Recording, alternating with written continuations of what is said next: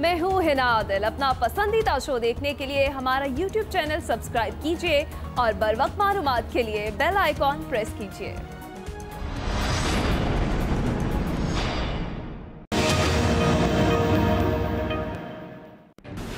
तो हमारे मुल्क में तो होना ही था, जैसे ही एकदम बंद किया मुल्क, मेरे से अगर वो पूछ लेते सूबे तो मैं कभी इस तरह का लॉकडाउन ना होने देता। तो जब तक आप ये ना सोचें कि जो बेचारा दिहाड़ीदार है, जो गरीब आदमी है, जो छाबड़ी वाला है, जिसका जो कमाई करता है तो बच्चे खाते हैं घर पे, तो जब आपने उनका रोज़गार ले लिया तो उनके घर वालों को क्या बनेगा? जब तक आप ये नहीं सोचते आपको पूरा लॉकडाउन नहीं करना चाहिए था। अल्लाह का शुक्र है मैंने प्रेशर रेजिस्ट किया और नहीं किया वो।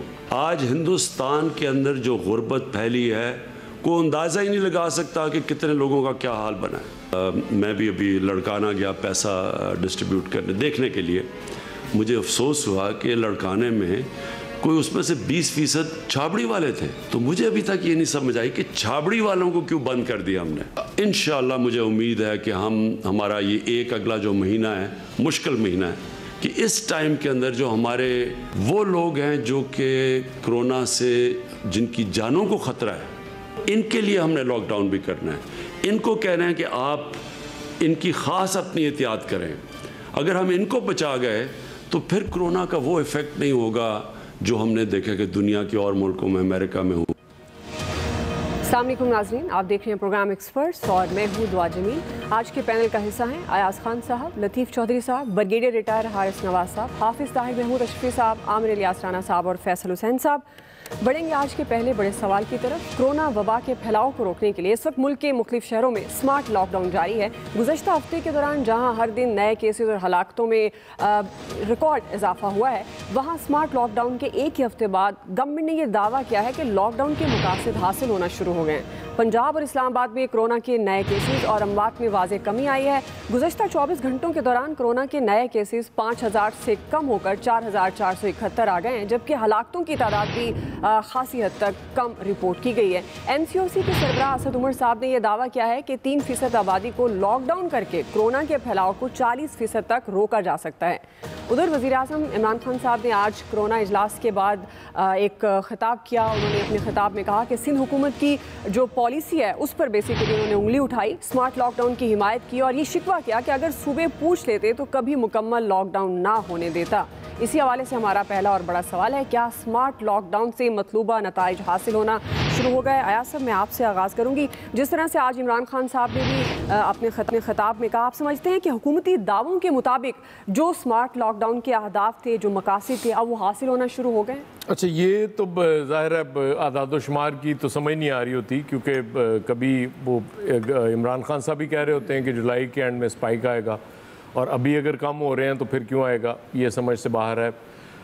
उसके बाद ठीक है, इस वक्त कम होना शुरू हुए हैं। अब मुझे नहीं पता कि या तो वो जो डोनाल्ड ट्रंप कह रहे हैं कि टेस्ट कम होने चाहिए ताकि मरीज़ कम पैदा हों, नए ना आए सामने, तो एक तो ये पॉसिबिलिटी हो सकती है। लेकिन अगर वाकई ये जो दावे किए जा रहे हैं तो फिर एक सवाल पैदा होता है कि इमरान खान साहब जो कहते हैं ना कि मैंने बहुत रेजिस्ट किया और सूबे शुरू में मेरी बात मान लेते तो हालात ये ना होते। सूबों से बात मनवानी किसने थी? आप प्राइम मिनिस्टर ऑफ पाकिस्तान हैं। जब आपकी जमात सिंध में गवर्नर राज के नफाज की बात करती है तो अगर आप उस वक्त कहते वज़ीर आला सिंध से, बाकी तो चलें छोड़े, पंजाब में और KP में तो आपकी अपनी गवर्नमेंट थी, वो भी आपकी बात नहीं मानी, वो तो चलें छोड़ दें, हम एक तरफ रख देते हैं। वो अगर आप ना मानते बात तो फिर आपके पास जवाब भी होता कि देखें जी, ये लोग, मैं जब कह रहा हूँ इन्होंने मईशत का बेड़ागर कर दिया है, तबाह कर दिया है, मैं इनसे कह रहा था कि ना करें।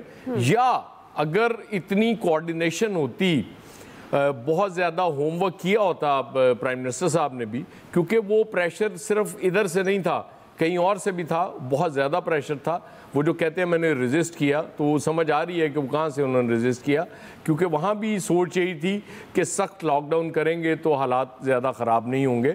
और इनिशियली जितना भी लॉकडाउन हुआ उसके आपने देख लिए नताइज वो थे। तो मेरे ख्याल में अगर ये नहीं हुआ उनकी मर्ज़ी के मुताबिक तो प्राइम मिनिस्टर साहब इसके खुद जिम्मेदार हैं, कोई और जिम्मेदार नहीं। प्राइम मिनिस्टर साहब जिम्मेदार हैं अगर इस पर अमल दरामद नहीं हुआ जो वो चाह रहे थे। हाफिज़ ताहिर साहब। बिस्मिल्लाहिर्रहमानिर्रहीम, नहमदुहु व नसल्ली व नसल्लिमु अला रसूलिहिल करीम। सबसे पहले तो शुरू करने से पहले मैं मुफ्ती नईम साहब और उलामा तालिब जोहरी साहब तरह और कई इन 2-3 दिन में अमवात नहीं हैं, उन सब पर ताज़ियत भी करता हूँ और दुआ गो हूँ कि अल्लाह तबारक व तआला उनके दर्जात को बुलंद करे और शवाहिदीन को सब्र दे। बात यह है कि कौन से सूबे, एक सूबा आपके इख्तियार में नहीं है ना, या आपकी बात में नहीं सुनी, सिंध है, बाकी तो आपके पास हैं, बलूचिस्तान भी, पंजाब भी, खैबर पख्तूनख्वा भी। तो किसने आपकी बात नहीं मानी? अगर आपकी बात आपकी अपनी ही जो पार्टी की हुकूमत है वो नहीं मान रही, तो फिर तो ये बड़ी अजीब सी बात लगती है। अब भी देखें, आज अगर हम मौक़िफ़ देखें, मुख्तलिफ जो अभी तक वज़रा का मौक़िफ़ आ रहा है वो मुख्तलिफ है। एक दिन आप कहते हैं कि बहुत सख्ती की ज़रूरत है, बहुत तेज़ी से कोरोना बढ़ रहा है, दूसरे दिन आप कहते हैं कि बहुत कम हो रहा है।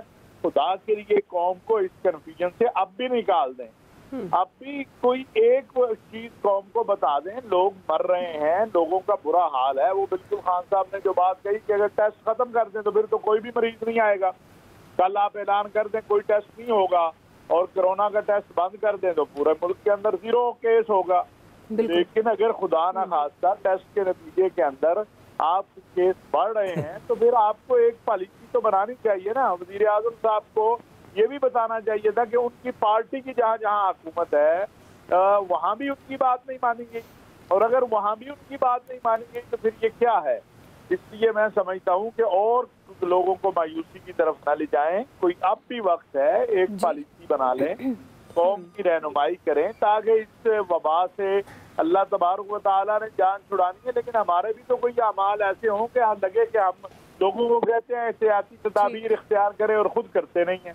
बिल्कुल सही, बिल्कुल सही। और पॉलिसी का फुकदान शुरू से ही कह रहे हैं, वो नज़र आ रहा है। जी आमिर साहब। वो यहाँ तो आवे का आवा बिगड़ा हम कई दफ़ा कह चुके। देखें, वो कहते हैं ना सूबे पूछ लेते, तो जिस सूबे में आपकी बात नहीं मानी जानी चाहिए थी वो सिंध है, वो तो पहले दिन से लॉकडाउन के हक में था। और जहाँ आपकी बात मानी जानी चाहिए और जहाँ आपकी मर्जी के बगैर होता कुछ नहीं, अगर वहाँ दूसरा हुआ है तो प्राइम मिनिस्टर साहब अपने आप से सवाल करें कि ये क्या हुआ और क्यों हुआ। फिर ये जो असद उमर साहब का दावा है कि स्मार्ट लॉकडाउन से कमी आई, बिल्कुल आनी भी चाहिए, होनी भी चाहिए, लेकिन जो दुनिया के अदाद-ओ-शुमार हैं वो ये हैं कि 2 से 3 हफ्ते के बाद उसके नताइज सामने आते हैं। अभी तो आपके इस स्मार्ट लॉकडाउन के ऐलान को भी 2 हफ्ते नहीं हुए, अमल दरामद तो दूर की बात है। तो ये सारे जल्दी जल्दी में ऐसे कैसे खिचड़ी पकाने के चक्कर में हैं। आप अपनी तारीख सुन लें कि आपने किस दिन स्मार्ट लॉकडाउन करने का अनाउंस किया था, उस डेट से लेके आज तक 11वां 12वां दिन बनता है। तो आपको नताइज कैसे मिल गए? टेस्टिंग अगर प्रॉपर हो रही है तो 2 से 3 हफ्ते के बाद नताइज आएंगे।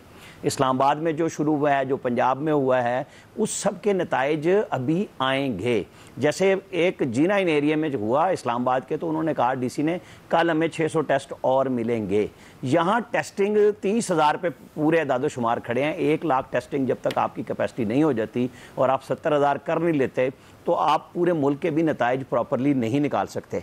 अब साथ ही कहानी शुरू कर दी है शफकत महमूद साहब ने कि जी हम स्कूल खोलने जा रहे हैं। अल्लाह के बंदो, आपका प्राइम मिनिस्टर कहता है कि अगस्त के पहले हफ्ते में पीक होगा कोरोना का, 15 जुलाई तक छुट्टियां हैं। तो आप अगस्त के पहले हफ्ते में किन के बच्चों को मारना चाहते हैं? आप ज़रा हमें बता दें कि बुजुर्गान ये सारे के सारे हमें बता दें कि जो बच्चे वैगनों में लद के जाते हैं, एक वैगन में 25 से 40 बच्चे होते हैं, बैग लटक रहे होते हैं, ये सब के पास कारें नहीं हैं। ऑस्ट्रेलिया में चेक कर लें, वहाँ पेरेंट्स को उन्होंने कहा कार से नहीं उतरोगे, पहले वो हाथ धुलवा रहे हैं, फिर अंदर पूरी दुनिया का जदीद तरीन सिस्टम है जहाँ कोरोना ख़त्म हो चुका है वहाँ स्कूल खोले हैं।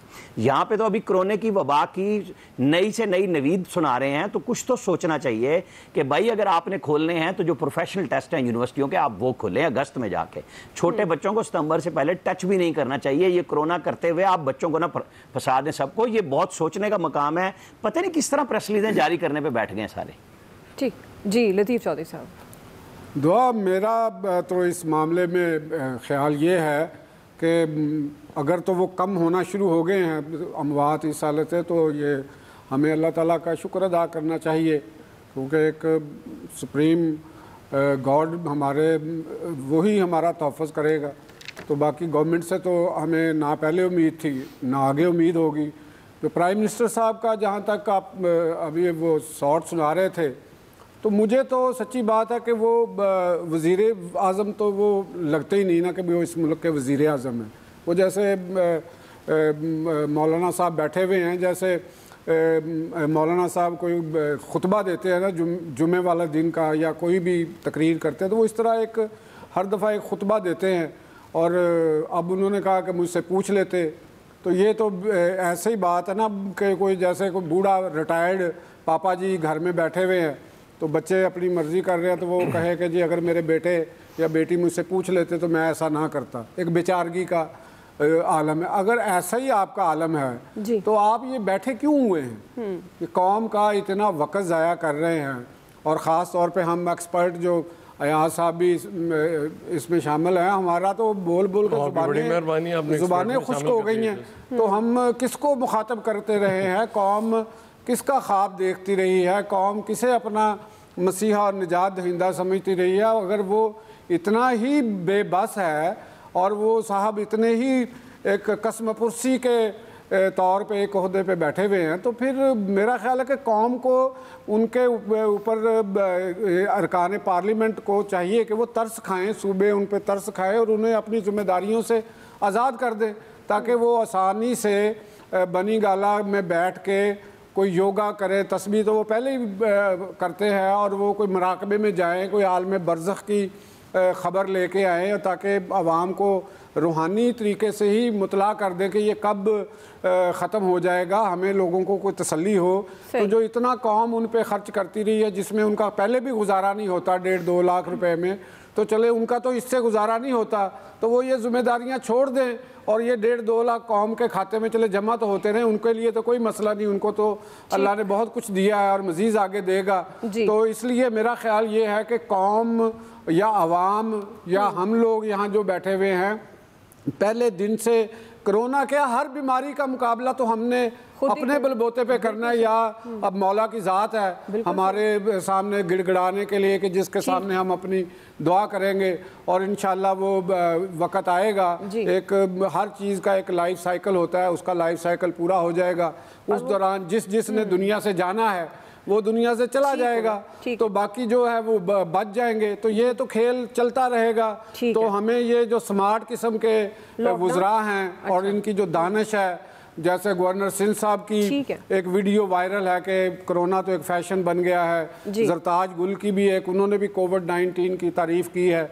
तो इससे तो चले हमारा कुछ छुटकारा हो जाए, हमने तो अपनी मौत आप ही मरना है, तो इन लोगों के ये अपने ज़िम्मे तो ना ले हमारे आवाम की मौत को, तो अपने आराम करें, ज़मीर की कैद से आज़ाद हो जाए। ठीक हो गया जी। ब्रिगेडियर साहब देखें, दुआ बात यह कि गवर्नमेंट की जहाँ पर एक थोड़ी सोची थी बहुत ही शुरू में, जब 25 फरवरी को पता चला था, तो immediately he should have got his medical team और उनसे डिस्कस कर लेते और यूनिफॉर्म पॉलिसी इमीडिएटली इशू कर देते सुबह को कि आपने कंप्लीट लॉकडाउन नहीं करना, स्मार्ट लॉकडाउन करना। क्योंकि सबसे पहले केसेस जो है वो सिंध में शुरू हुए और सखर में जाके, क्योंकि जो ज़ायरीन आए वो सखर में आए, तो वहाँ अगर उसको हम कंट्रोल कर लेते, इसी तरीके से आहिस्ता आहिस्ता क्रम से कंट्रोल कर सकते थे। बहरहाल लॉकडाउन करने से इकनॉमिक लॉस हुआ, माशी लॉस हुआ, गवर्नमेंट को काफ़ी एक्सपेंडिचर भी करना पड़ा, और उसके बाद फिर जब ईद पे खोला तो उसे प्रॉब्लम हो गई। नाउ इज़ द टाइम कि खुदा का शुक्र है कि थोड़ा सा नंबर्स कम होने शुरू हुए हैं। Now the government has to ensure, federal government provincial government को ये बताए कि आपने किसी हालत में किसी इंडिविजुअल को मास्क के बगैर और सोशल डिस्टेंसिंग जहाँ देख लें वहाँ उनको जो भी जुर्माना करना है, लेकिन not force not man handle नहीं करने की जरूरत, ये करें। इससे बड़ा फ़र्क पड़ेगा और अब फ़र्क पड़ भी रहा है। और फिर एक मीडिया पे नेशनल मैस कैंपेन चली थी, अभी भी इसका इलाज सिर्फ यही है कि आप एहतियात करें, सोशल डिस्टेंस करें और जो मेडिसिन हैं वो जरूर लें। एक तो ये है। और फिर प्राइम मिनिस्टर जो ये बात करते हैं, मुझे पता है कि मैं वो मेरी बात नहीं मानी गई। I think here federal government has to ensure, और आपको अगर सूबे से नाराज़गी है या आपकी पार्टी की नहीं है वो सूबे में गवर्नमेंट सिंध में, even then you have to move forward. आपको आने, आपको आके भी आप जैसे आए, आपको चाहिए था चीफ मिनिस्टर मिलते, मुज़ाकरात करते, अपना पॉइंट ऑफ व्यू था, तो when you interact with each other, तो छोटी छोटी बातें काफ़ी दूर हो जाती हैं और उससे फिर एक आप में हारमोनी पैदा होती है और आपकी पार्टी शुरू हो जाती है। नाउ इज़ द टाइम कि इन चीज़ों का हम ख्याल करें। Let's move forward, and take all precautionary measures to avoid further spread of this disease. ठीक है जी, फैसल साहब। देखिए, अगर मैं बहुत ही मोहतात लफ्ज़ों का इस्तेमाल करते हुए अगर बात करूं तो इस कोरोना के हवाले से जितने जालाना इक़दाम पाकिस्तान में उठाए गए हैं, शायद इसकी मिसाल आपको जो है वो दुनिया में नहीं मिलेगी। या तो हमने फॉलोइंग इक़दाम उठाए या साइंस से जो है मुतवाज़ी इक़दाम उठाए। ये जो स्मार्ट लॉकडाउन की इस्तिलाह मुकम्मल तौर पे इंतहाई एक अहमकाना इक़दाम है और एक मुकम्मल तौर पे गैर साइंसी इक़दाम है। जो बिल्कुल ऐसा है कि आप किसी मोहल्ले में बोलेंगे फला मोहल्ले में वो शेर घुस गया है, उस मोहल्ले को हम कवर करके शेर को मार देंगे। शेर तो जो है पूरे शहर में घूम रहा है, तो आप मोहल्ले को क्यों, चंद मोहल्लों को लॉकडाउन करके क्या फ़ायदा होगा। अच्छा, स्मार्ट लॉकडाउन भी ऐसा है कि एक गली का कोना बंद कर दिया, उस गली से तो आप नहीं जा सकते, दूसरी गली से जो है आप जहाँ जाना चाहते हैं वहाँ चले जाएँ। बाकी सारी आपकी जो है वो आमदोरफ्त जो है वो जारी है। ये हमारे मुल्क का जो है वो स्मार्ट लॉकडाउन है। अब ये जो असद उमर साहब कह रहे हैं कि वो नंबर्स कम हो गए और ये स्मार्ट लॉकडाउन का ये असरात अल्लाह ताला इन लोगों को, हुक्मरानों को कुछ अक्ल सलीम दे, अल्लाह करे ये दुनिया का डेटा है उस पर थोड़ी सी नज़र डाल लें। दुनिया का जो मुस्तनद तरीन जो मेडिकल का जर्नल है उसका नाम है नेचर। उस नेचर की जो आज की रिपोर्ट है वो ये कह रहा है कि दुनिया भर में जो ये कोरोना वायरस है वो अपनी ताकत को कमज़ोर कर रहा है, वो आहिस्ता आहिस्ता जो है वो अपनी मौत की तरफ बढ़ रहा है। कोरोना वायरस ये पाकिस्तान के लॉकडाउन की वजह से नहीं बढ़ रहा है, ये दुनिया भर में कोरोना वायरस जो है वो अपनी मौत आप मर रहा है और रोज़ की बुनियाद पर वो कमज़ोर हो रहा है। और उसने 3 चीज़ें शवाहिद जो है इस पर पेश की हैं। ये असद उमर साहब को बोले ये कोविड मीटर है, चेक कर लें ज़रा। 3 शवाहिद पेश किए। पहले वो कहते हैं दुनिया भर में जो है मौत का तनासुब वो कम हुआ है, बीमारी की जो शिद्दत है उसमें कमी आई है और जो रिकवरी रेट है उसमें तेज़ी के साथ इजाफा हो रहा है। लफ्ज़ तेज़ी का उन्होंने इस्तेमाल किया कि रिकवरी रेट में जो तेज़ी के साथ इजाफा हो रहा है। नेचर जर्नल ने पूरी दुनिया की बात की, पाकिस्तान के स्मार्ट लॉकडाउन की बुनियाद पर उसने अपनी रिपोर्ट नहीं बनाई है।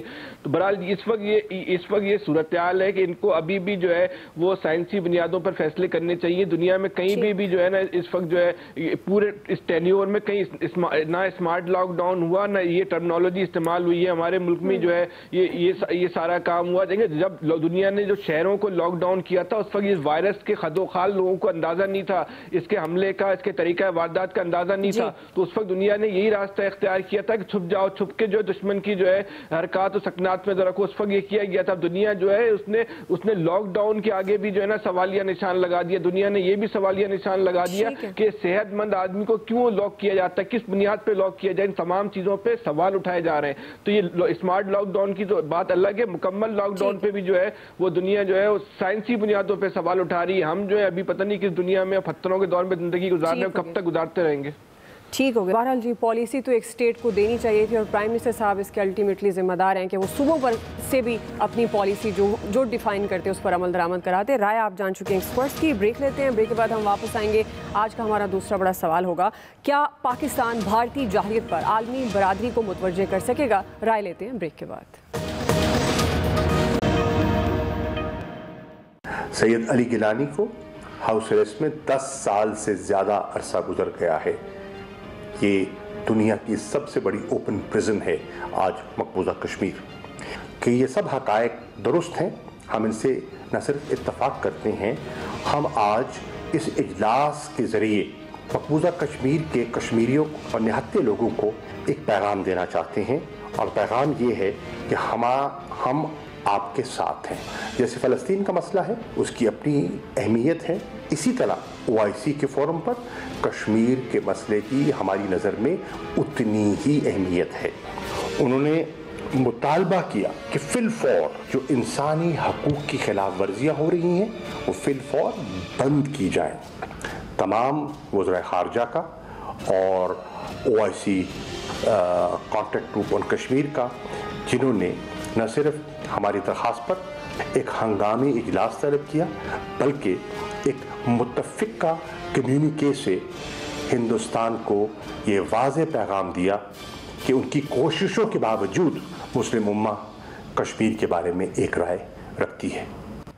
मकबूजा वादी में कश्मीरी नौजवानों की मावरा अदालत कत्ल और इंसानी हुकूक की खिलाफ वर्जियाँ खौफनाक हद तक बढ़ गई हैं, जिस पर पाकिस्तान समेत मुस्लिम उम्मा में शदीद तशवीश की लहर पाई जा रही है। और आज इसी तनाजुर में मकबूजा कश्मीर पर OIC के राब्ता ग्रुप का हंगामी वीडियो इजलास हुआ। वज़ीर ख़ारजा शाह महमूद कुरैशी साहब ने अपने खिताब में मकबूजा कश्मीर में भारतीय बर्बरियत को बेनकाब किया और काबिज़ फ़ौज की दहशतगर्दी को दुनिया के सामने रखा और ख़बरदार किया कि भारत ने लद्दाख के खफत मिटाने के लिए LOC पर मुसलसल इश्तियाल अंगेज़ी में इजाफा कर दिया, जिससे खित्ते का मुतासिर हो सकता है। उन्होंने अक़वाम मुत्तहिदा और आलमी बरादरी से मुतालबा भी किया कि भारतीय जारहियत और शरपसंदी का नोटिस लिया जाए। इसी हवाले से हमारा दूसरा बड़ा सवाल है। आमिर साहब, मैं आपसे आगाज़ करूंगी।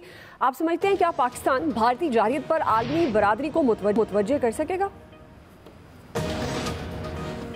पता नहीं क्यों जब वो हम कहता ही सी तो कितने गई सी, फिर वज़ीर ख़ारजा साहब फरमा रहे हैं हमारे कि जी फ़लस्तीन की तरह उन्होंने मसले को समझा। फ़लस्तीन तो उन्होंने पैक करके रख दिया है, अब कश्मीर को भी पैक करने का ही प्रोग्राम मुझे तो लग रहा है इनकी तरफ से कि भाई हम आपके साथ हैं, बस आपके साथ इंडिया जो मर्ज़ी करे हम आपके साथ हैं, इससे ज़्यादा तो हम कुछ नहीं कर रहे। जब 5 अगस्त का वक्त आया तो उस वक्त भी लास्ट ईयर शाह महमूद कुरैशी ख़त ही लिखते रहे, सवाए वज़ीर आज़म की एक UN में तकरीर के। उसके अलावा फ़ॉरेन ऑफिस ने यहाँ पे बड़े हमें डैशें मारी कि जनाब हमने एक ग्रुप बना दिया, हमने ये कर दिया, हमने वो कर दिया। उसके ना इजलास ना कुछ, ना दुनिया में कोई राब्ता। जिन लोगों ने स्टोरीज़ की इंटरनेशनल मीडिया में और जो कुछ हुआ वो हुआ इंसानी हकूक़ के हवाले से कि जो इंडिया खिलाफ वर्जियाँ कर रहा है और बर्बरियत कर रहा है, बिल्कुल वो सही रिपोर्ट हुआ। लेकिन उससे आगे तो पाकिस्तान ही वकील और सफ़ीर है ना, पाकिस्तान ने ये केस आलमी बरादरी में लड़ना है। लेकिन हमारे वज़ीर ख़ारजा वीडियो लिंक, पाकिस्तान में बैठ के ख़त और मेरे ख़त UNO के रिकॉर्ड पे हैं, इसके अलावा इन्होंने कोई बात की है? यही मसला हमारा बन गया है कि हमने वो दरवाजे ही प्रॉपरली नॉक नहीं किए जहाँ से हम प्रेशर बढ़वा सकते थे। UAE ने खुद अपनी मेज़बानी में इंडिया को बुला लिया OIC की कॉन्फ्रेंस में, और अब वहाँ की एक खातून शेख जो हैं वो बोली हैं, तो फिर वो थोड़ा बहुत वहाँ से उठ के अरब दुनिया में बात हो गई। भाई हम जो वकील और सफ़ीर हैं, हमारा अपना क्या किरदार है, उसके ऊपर हम क्या कर रहे हैं, हमें कोई नहीं बताने के लिए तैयार। जी ब्रिगेडियर साहब, देखें दुआ बात यह है कि कश्मीर की आवाज़ पाकिस्तान है और पाकिस्तान ने बिल्कुल ठीक है आमिर साहब ने कि प्राइम मिनिस्टर की स्पीच ही है डन इज जॉब। आगे फॉलोअप होता है फॉरेन ऑफिस का। Foreign office has done nothing सवाए ये रिटॉरिक्स और ये हमने खत लिख दिए। How many time prime minister Pakistan है विजिटेड आउटसाइड, और वो मुल्कों में गए हैं जो परमानेंट जर्नलिस्ट के नॉन परमानेंट मेंबर थे, जो मैटर करते थे, उनसे भी आपने नहीं बात की है, कहीं भी नहीं गए। ये पाकिस्तान में बैठ के पाकिस्तान में जितना मर्जी बोलने TV पे आ जाए, nobody lessons unless you go and explain Pakistan का पॉइंट ऑफ व्यू, कश्मीरियों का पॉइंट ऑफ व्यू। वो कश्मीरी जब शहीद होते हैं पाकिस्तान के झंडे में अपने लोगों को दफन करते हैं। कश्मीर की आवाज़ पाकिस्तान है, we to stand up. India ने ऑपरेशन करने से पहले सब कुछ सोचा होगा कि जब हम रिवोक करेंगे पाकिस्तान का क्या एक्शन आएगा। एग्जैक्टली उस एक्शन के अलावा एक स्टेप फॉरवर्ड नहीं किया। ना हमने कोई अपना आर्मी का defence poster improve fancy poster किया, ना कमर्शियल फ्लाइट बंद की, ना हमने उनसे तजारत बंद की, और सिर्फ नारेबाजी करते रहे। कश्मीर देखे रहे चाइना ने क्या किया है। आप कहीं तो कोई स्टैंड है, और ये एक उनका मॉरल राइट है, यूनाइटेड नेशन का चार्टर्ड का एक अप्रूव्ड है कि आर्म स्ट्रगल में जब एक कब्जा कर लो किसी मुल्क पे, उस वहाँ के लोगों का राइट है स्ट्रगल करना, आर्म स्ट्रगल। और वो अगर किसी को रिक्वेस्ट करें तो वो that country should go and help them, at least not कहीं आप मटेरियल सपोर्ट तो कर दें, बिल्कुल थोड़ा बहुत वो हेल्प करें। तो और भी इतने हजारों तादाद में बुरहान वाली पैदा हो गए हैं, उनको कोई तो सपोर्ट करे। आप देखें ना कि इसके साथ देखें कि वहाँ पर बुरहान वाली कितने पैदा हुए हैं। बिल्कुल आप करेंगे तो बात। बिल्कुल जी फैसल साहब, जी फैसल हुसैन साहब।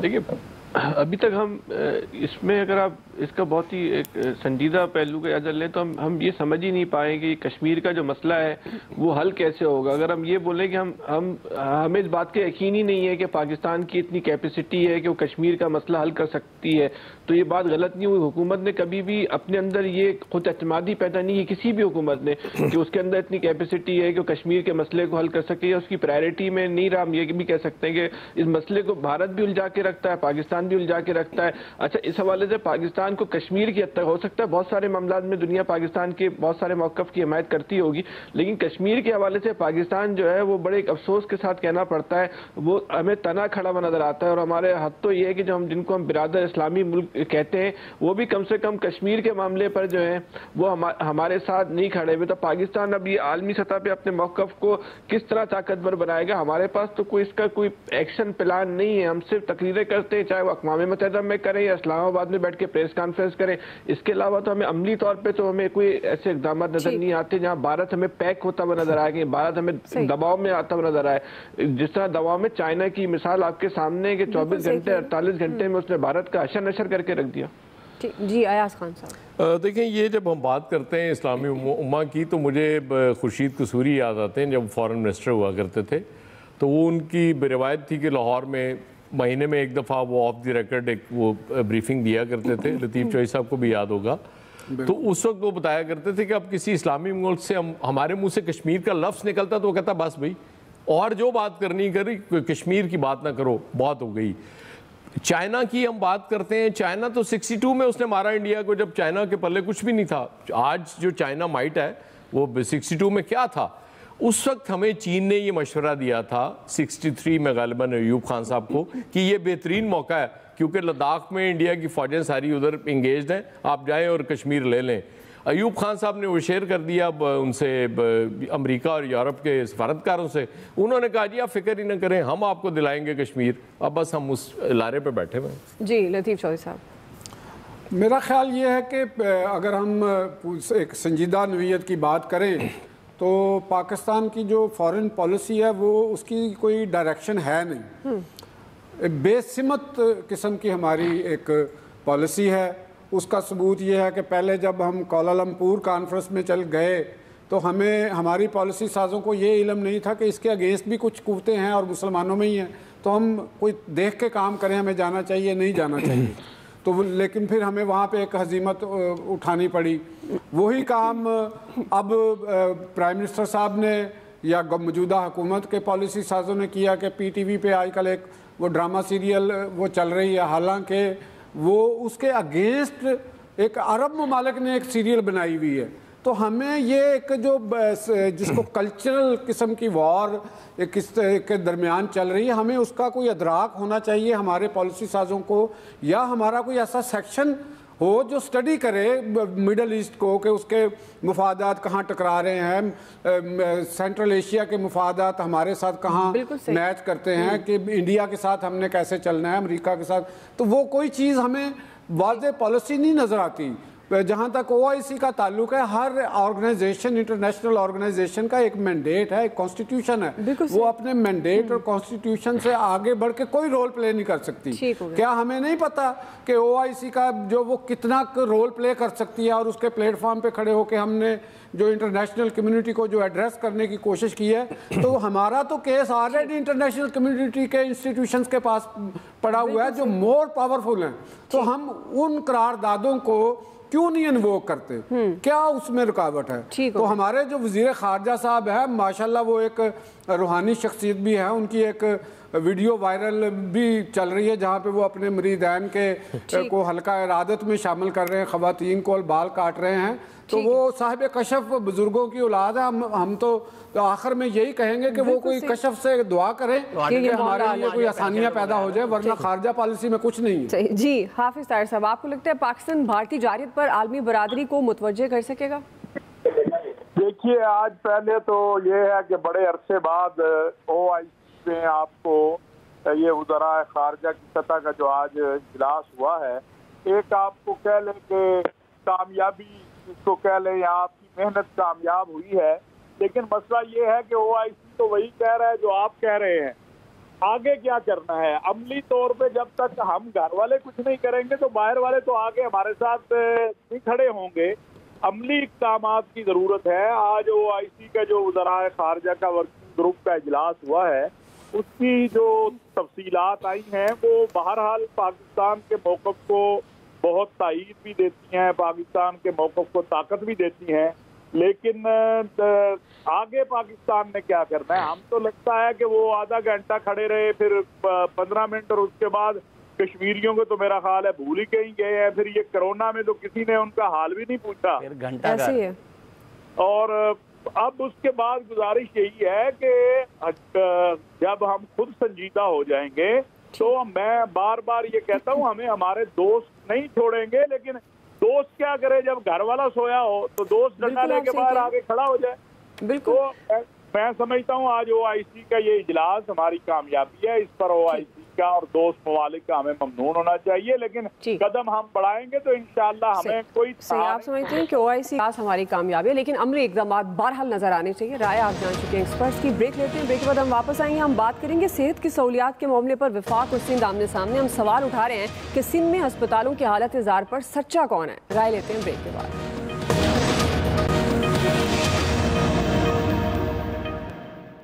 उस जिले में ये हाल है, यकीन कीजिए किसी मुल्क में जानवरों के लिए भी ऐसा हॉस्पिटल नहीं होगा जैसा आपने इंसानों के लिए बनाया हुआ है। कल शहबाज गिल की तरफ से कहा गया कि वो एक छोटा सा यूनिट है, वो आप जाकर सब देख सकते हैं कि एक बहुत बड़ा इंस्टीट्यूशन है हेल्थ के लिहाज से, जहाँ सब फैसिलिटीज़ मौजूद हैं। हॉस्पिटल के जिस हिस्से का वो दौरा कर रहे थे और उन्होंने जिसका क्लिप चलाया वो मुकम्मल तौर पर फाल नहीं है। अस्पतालों की हालत ज़ार पर वफाक और सिंध के दरमियान लफ्जी जंग अरूज पर पहुंच गई। बिलावल भुट्टो जरदारी के दावे के बाद वज़ीर-ए-आज़म के मोमिन ख़ुसूसी शहबाज गिल ने जैकबाबाद के अस्पताल की खस्ता हाली से पर्दा उठाया तो पीपल्स पार्टी रहनुमा तैश में आ गए और वफाकी हुकूमत पर उन्होंने शदीद तनकीद की और वाज़ेह किया कि शहबाज गिल 5 साल से बंद अस्पताल में गए। जैकबाबाद का एक ही अस्पताल है और वो इंस्टीट्यूट ऑफ मेडिकल साइंसेज है। फैसल हुसैन साहब, मैं आपसे आगाज़ करूंगी। इसी तनाजुर में हमारा सवाल ये है कि सिंध में अस्पतालों की हालत ज़ार पर सच्चा कौन है आपके ख्याल में, पीपल्स पार्टी या वफाक, जैसे शहबाज गिल साहब का मैंने तज़किरा किया? देखिए, जो सिंध में सरकारी अस्पतालों की हालत ख़ास तौर पे अंदरूनी सिंध में, उस पर तो कोई सबको पता है कि जो भी हालत है उस पर तो कोई बहस मुबाहिसे वाली बात है नीना कोई सबको उस बारे में बिल्कुल पता है वहाँ जो भी सूरत हाल है। लेकिन इशू ये है कि ये जो शहबाज गिल साहब ने जो काम किया है ये इखलाकी एतबार से मुनासिब अमल नहीं है। आप वफाकी हुकूमत के नुमाइंदे हैं और जब आप ये कहते हैं कि हेल्थ सूबाई हुकूमत का फंक्शन है और हेल्थ से आपका कोई ताल्लुक नहीं है, तो किसी अस्पताल में जाना और इस तरह की वीडियो बनाना, उसको वायरल करना और सोशल मीडिया पे डालना, इसकी कोई इखलाकी तौजीह नहीं है। आप बेहतर ये होता कि पंजाब के अस्पतालों को अगर आपने आइडियल बना लिया होता तो उसके बाद ये आप कदम उठाते तो शायद फिर भी काबिल कबूल होता। तो ये इखलाकी एतबार से और सियासी एतबार से मुनासिब अमल नहीं है। ठीक है जी, आया साहब। मुझे ये समझ नहीं आ रही, नासिर हुसैन शाह सब कह रहे हैं कि जी ये गैर फ़ाल है और इस मौके पे भी गैर फ़ाल है, जबकि कोरोना के इतने मरीज़ डेली उनमें इजाफा हो रहा है। तो एक तो ये समझ नहीं आ रही, दूसरा अगर वो अपने दावे में बिल्कुल ठीक कह रहे थे तो फिर उन्हें एक साथ वीडियो ज़रूर जारी करनी चाहिए थी कि ये वो वीडियो है जहाँ पे वो है, ये वो हिस्सा है जिसको मैं बता रहा हूँ, फिर मेरा ख्याल वो ज़्यादा सच्चे साबित होते जी। लतीफ़ चौधरी साहब, हेल्थ सेक्टर में मेरा ख्याल है कि जो बातें हैं ये सच्चाई पे मुबनी हैं दोनों की। हर जगह ही आप पंजाब में चले जाएं किसी हॉस्पिटल में, आप तो अभी को बड़ा देख के भी आई हैं हॉस्पिटल, अगर प्राइवेट हॉस्पिटल हो, आपके पास पैसे हों तो फिर तो ठीक है। तो सरकारी हॉस्पिटल तो यहाँ पे भी उसी तरह कत्लगाहें हैं, वो जैसे सिंध में भी ऐसे ही होगा। कुछ सिंध ज़ाहिर है पाकिस्तान से कोई अलग सूबा तो नहीं, खैबर पख्तूनख्वा में इससे भी बुरे हालात होंगे, बलोचिस्तान में इससे भी बुरे हालात होंगे। तो जब सेहत के बजट सबको पता है तो ऐसे हमारे दिल जलाते हैं, ठीक है, तो जलाते रहें। ठीक जी। आमिर साहब, देखें, पंजाब और सिंध का कंपैरिजन अगर करना है ना तो शहबाज गिल साहब को जाना चाहिए था केपी और सिंध के साथ, जहां 7 साल से गवर्नमेंट है पीटीआई की। पंजाब के हॉस्पिटल मच बेटर हैं, जितने डीएचक्यू हैं सारे रिवैम्प हो चुके थे, कोई आप मिसाल मवादना नहीं कर सकते। ये सारे कागजी शेर हैं, गपशप के हैं। पीपल्स पार्टी मुसलसल यही कह रही है, इनको शर्म आनी चाहिए थी जब ये कह रहे हैं कि ये फाल नहीं है। और भाई अब नहीं फाल करोगे तो क्या कब्र में जाके लोगों को फाल कराना है? ये बात बिल्कुल सही है। शहबाज गिल अगर वहां जा रहे हैं, इन्हें केपी में भी जाना चाहिए। लोगों की हालत जार वहां 7 साल से जो हो रहा है हेल्थ सेक्टर पर रोजाना, जब कभी कोई वबा आई है सबसे बुरा रद्द अमल केपी में आया। ठीक जी। ब्रिगेडियर साहब, देखें, ये ओवरऑल अगर हम देखें तो पंजाब या केपी के सिंध का थोड़ा सा सिचुएशन इतनी अच्छी नहीं है हॉस्पिटल की, जो मुझे इंटेलिजेंस से खुद भी मालूम है। I am based in Karachi. लेकिन अगर आपके गवर्नमेंट के नुमाइंदे ने आना है फेडरल गवर्नमेंट के, तो I think this need to be coordinated. और प्रॉपर विजिट होनी चाहिए जिसमें आपकी काउंसिल गवर्नमेंट साथ सपोर्ट करे, जाएं, जो भी कमजोरियां वो जरूर दिखाई जाएं, लेकिन पूरे हॉस्पिटल को विजिट करें और बताएं कि ये हिस्सा खराब है, हिस्सा ऑपरेशन है, इसमें क्या करने की जरूरत है। तो शो ओनली के ये खराब है, I think it is not justified. जी ठीक है, हाफिज ताहिर साहब। बात ये है कि बिल्कुल खान साहब ने बात ठीक की है कि जरूर जाए क्यों ना, जाना चाहिए, लेकिन जनाब फिर बाकी जगह भी जाए जहां आपकी हुकूमत है, वहां का असर नजर भी लोगों को दिखाए ना। और सिंध के वजीर साहब का जो बयान है कि जनाब वो गैर फाल और फाल, भाई आप सारे ही गैर फाल हो, ये कौम मर रही है। यहाँ जो टीका 15,000 का था वो 8 लाख का मिलता है, जो मास्क 50 रुपए का था वो 1200 रुपए का मिलता है। तो ये है पाकिस्तान का कोई इलाका जहाँ लोगों बिल्कुल आप सही कह रहे हैं, जाहिर है सेहत की साथ जो है वो सबके सामने है कि किस तरह से हैं। आज के एक्सपर्ट से इतना ही, फीडबैक दीजिएगा।